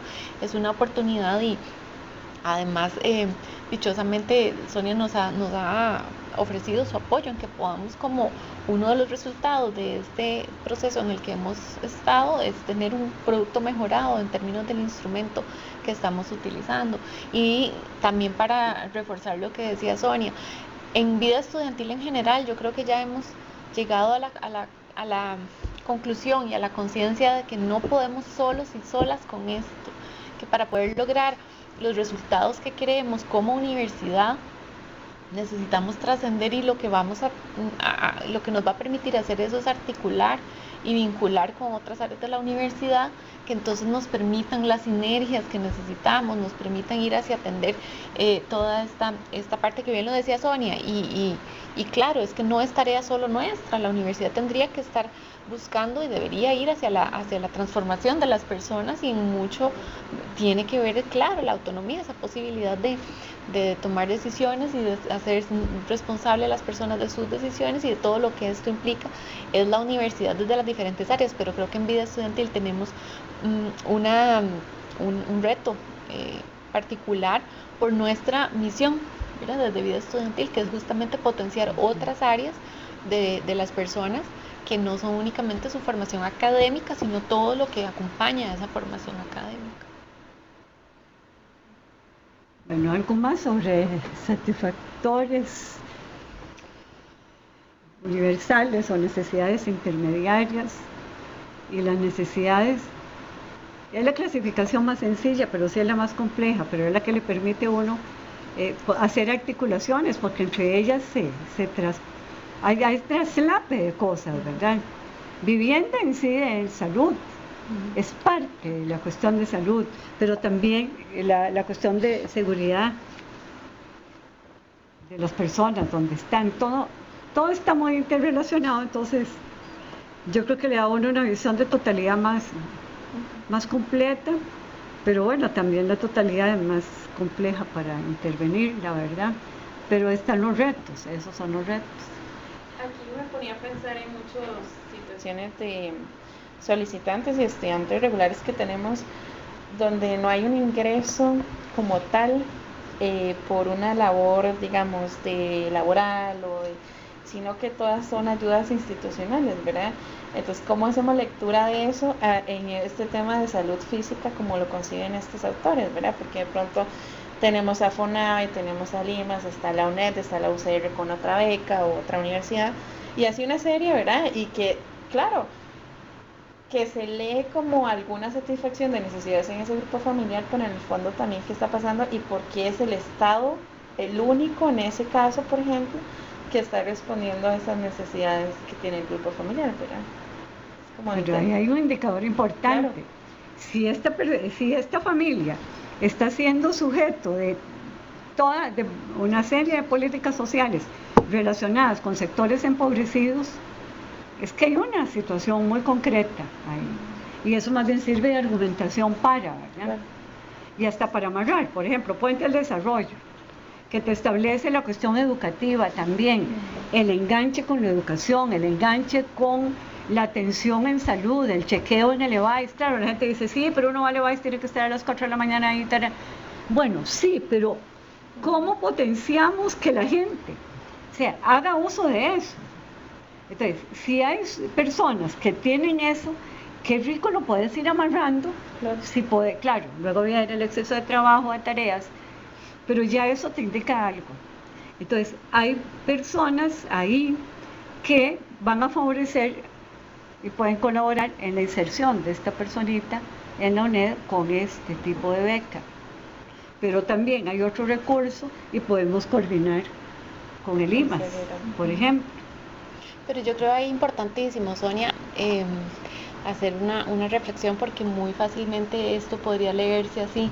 Estas personas es que a estas personas les gusta vivir del Estado. Y más bien, ¿verdad? Argumentar o decidir o recomendar con base en eso. Y yo creo que no podríamos decir que eso no se da. Claro que se da ese argumento. No, es que esta familia se acostumbra a vivir del Estado, que va muy amarrado con lo que decíamos del concepto de pobreza, es que quieren estar así. Son personas que les gusta estar así, entonces les queda muy fácil vivir del Estado, y eso lo hemos escuchado, incluso como argumento al interno de nuestra misma oficina, ¿verdad? Eso, y eso es de fondo un planteamiento, de fondo un posicionamiento, y que más bien lo que dice Sonia y la lectura es, bueno, porque esta familia requiere todo eso, y más bien, bueno, cómo potenciarlo para que logremos en el mediano o largo plazo que esas personas logren tener una mejor calidad de vida. Pero ojo ahí, porque sí, la lectura muy fácilmente podría ser, y ha sido, porque hemos tenido que en el trabajo de intercambio de criterios hacer devoluciones, en el sentido de no es que las personas, o es que pensamos eso, que las personas deciden estar así y les queda muy cómodo vivir de lo que les da el Estado. Claro. Y si ese es nuestro argumento, ¿qué es lo que hay detrás de eso? O cómo lo estamos leyendo. Si más bien lo estamos leyendo, bueno, hay una serie de políticas sociales que esta familia requiere, de la cual ha sido sujeta, y cómo poder potenciar para que entonces, además, la beca de la universidad pueda permitir y favorecer que esa familia en general probablemente tenga una mejor calidad de vida. Pero creo que sí, entonces ahí deberíamos de pensar en otros aspectos que acompañen a la beca.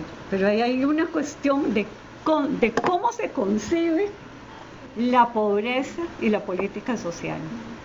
Cuando se llegan a esas conclusiones, y uno de los problemas que tiene esas definiciones de pobreza que vimos, ¿verdad?, que son de organismos internacionales, que son las que orientan las políticas en nuestros países, y las mediciones también, ¿por qué si se dan todas esas políticas la pobreza sigue existiendo?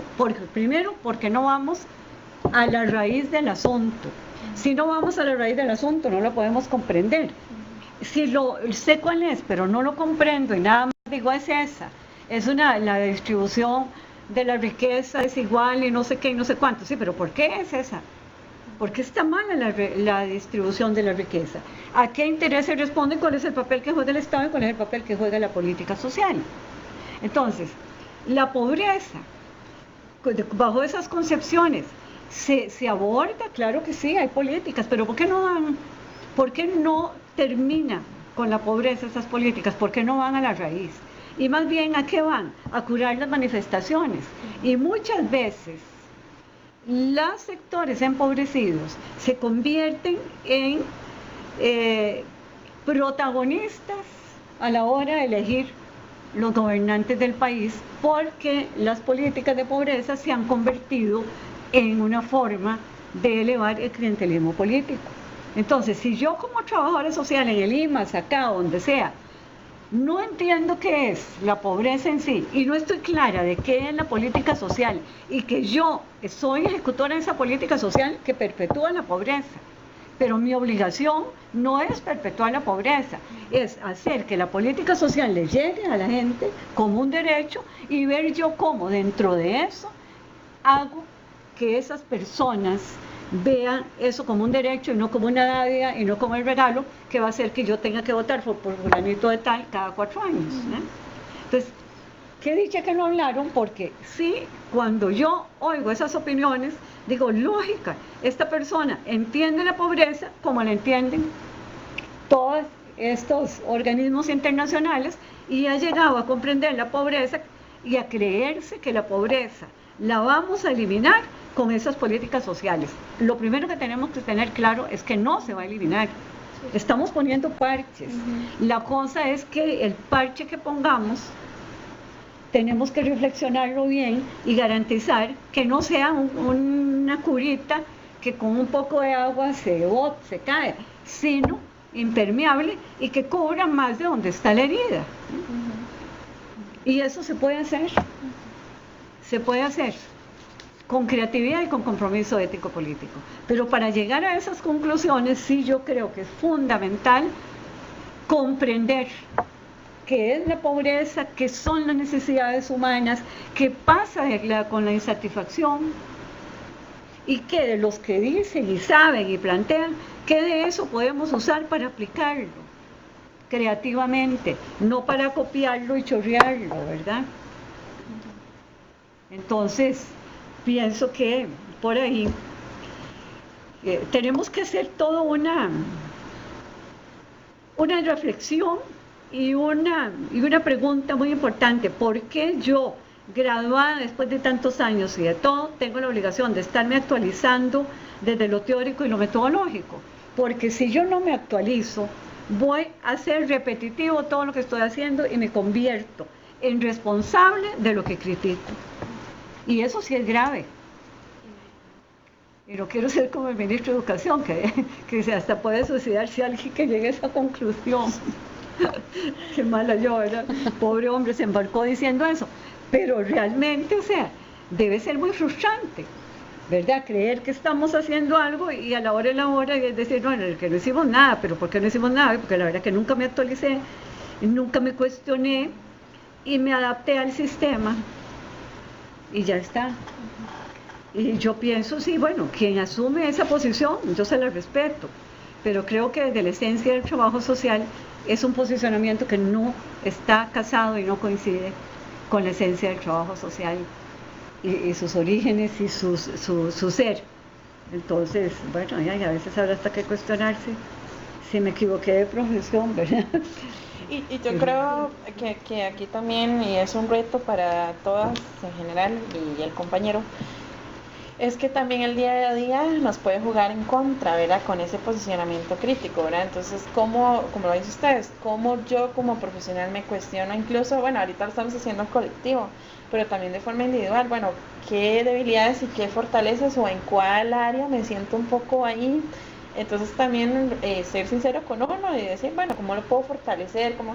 Pero yo creo que eso también se traduce en un mejor trabajo, en un mayor compromiso y más satisfacción, ¿verdad? Porque creo que pese a muchas necesidades que encontramos y que sabemos que no podemos dar respuesta, yo siempre digo que aquí ejercemos un trabajo social muy impositivo. O sea, pese a esas circunstancias que presenta una persona, hay una lucha por una meta personal profesional y muchos lo logran. Algunos se nos quedan en el camino, que igual hay que reflexionar por qué, ¿verdad? Si es un nivel de o responde a una situación de sistema a distancia, el tipo de beca asignada o el acompañamiento, ¿verdad? Para poder hacer el trabajo que hacemos. Pero yo creo que también esas graduaciones que constantemente hay y esos estudiantes que no importa, todo su proceso fueron becados, pero llegaron a su meta, también deben generarnos responsabilidad, más allá de que también lo hace, de satisfacción profesional, pero también mayores retos, porque entonces ¿cómo hacemos para que más estudiantes en el trabajo que hacemos lleguen a esa meta, verdad? Así es, y es la responsabilidad.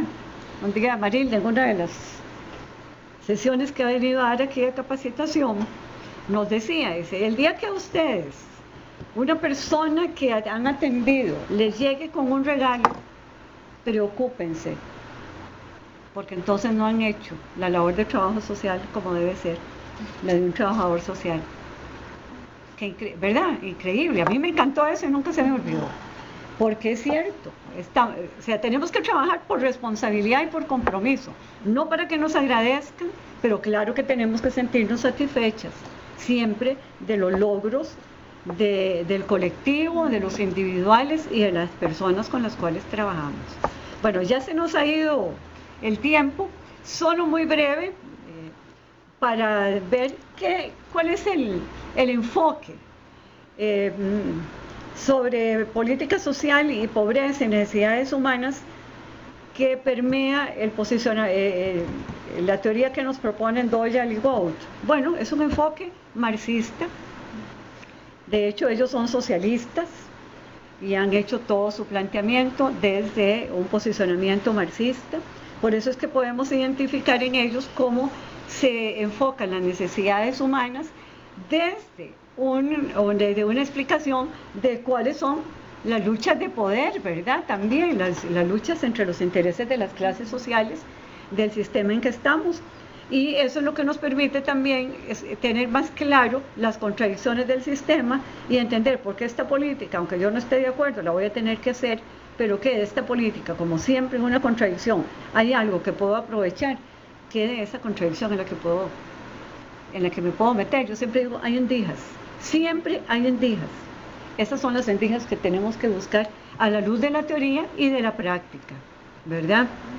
Las dos cosas. Bueno, ya para cerrar, de verdad, muchas gracias, compañeros. Yo creo que lo hicimos bien, ¿verdad? Yo espero que esto les sirva a todos y todas los que van a utilizar este video para refrescarse y venir en agosto a continuar con el curso. Vamos a tener muchas actividades muy bonitas. Bueno, como a mí me gusta, yo digo que son muy bonitas, pero espero que también ustedes sean. Sí, yo quiero cerrar, aparte del agradecimiento, compartiendo estas oraciones que tengo acá, que las encontré en Pereira, que están en la página 218, no están en la antología. Pero como yo soy enamorada de ese posicionamiento, siempre lo estoy leyendo para darme ánimos y encontrar vías posibles de salida a tanta incertidumbre que vivimos. Pero en la parte de política social y de lo que nos corresponde hacer, ellos cierran con esto, hablando de la política social y el papel del trabajador y la trabajadora social. Se debe dar el pescado, la caña de pescar y enseñar a pescar. Vean qué interesante, cuando nosotros oímos, es que alrededor de las políticas sociales, es que no hay que dar el pescado a la gente, clientelismo, ¿verdad? Hay que enseñarle a pescar, hay que darle la caña. Entonces ya, aquí tenés la caña para que vayas a pescar, pero no le enseñas a pescar, ¿de qué te sirve que tenga la caña de pescar? Bueno, yo creo que la labor de los cientistas sociales y los que estamos involucrados en este tipo de compromisos éticos y políticos, no deberíamos olvidar y tener siempre esto presente. Y cada vez que oímos argumentos, es que no hay que dar pescado, hay que darles la caña, pensar que no. Hay que dar el pescado, hay que dar la caña, pero sobre todo hay que enseñar a pescar. Y esa enseñanza tiene que ver con la formación y la educación. Y si usted sabe y aprendió una cosa, usted se va haciendo autónomo y va desarrollando su autonomía de agencia y su autonomía crítica, ¿verdad? Entonces, bueno, los esperamos en agosto para la próxima sesión. Muchas gracias a los compañeros aquí que nos estuvieron grabando todo esto, las condiciones, y bueno, que estén todos muy bien, que disfrutemos de la vida con responsabilidad y nunca olvidemos que para poder hacer algo tenemos que tener bases sólidas para hacerlo y que eso nos da autoridad también para criticar y proponer. Y digo criticar y proponer, no solo criticar, sino proponer. Bueno, buenas tardes o buenos días, depende de la hora en que estén viendo este video. No sé si ustedes quieren decir algo ya. No, yo, bueno, agradecerle como el espacio.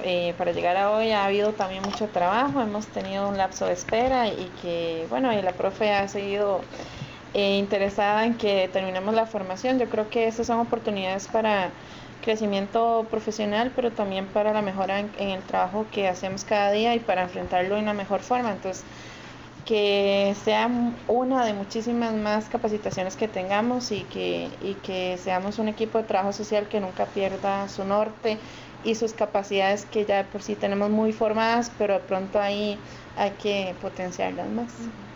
Nada más también motivarles a que retomemos esto con las ganas que tenemos que hacerlo dentro de nuestras múltiples funciones. Esto es trascendental. Yo creo que queda muy claro el por qué es importante en nuestra cotidianidad reforzar lo teórico, repensar, reflexionar, volver a aprender cosas que quizás no habíamos aprendido o que había que refrescar. Entonces motivarles, esa es la segunda parte del curso, y yo tengo muchas expectativas con respecto a él, así que nos vemos en la próxima sesión. Bueno, despedirme también y agradecerle a la profe la actualización y este nuevo retomar, que creo que también es muy importante porque nos hace sentirnos parte de una jornada de trabajo que no acaba, y creo que eso es elemental porque nos impulsa o nos exige, nos demanda cada día crear nuevas estrategias y nuevas acciones a lo interno y a lo externo de la Oficina de Atención Socioeconómica, y también instar a los compañeros y a las compañeras a pensarse también como seres críticos y seres con una autonomía relativa para crear acciones más allá de lo que es aplicar un instrumento o por lo menos seleccionar a la población. También hay formas y hay nuevos mecanismos de los cuales podemos hacer uso para potenciar la población que tenemos y con la cual estamos trabajando.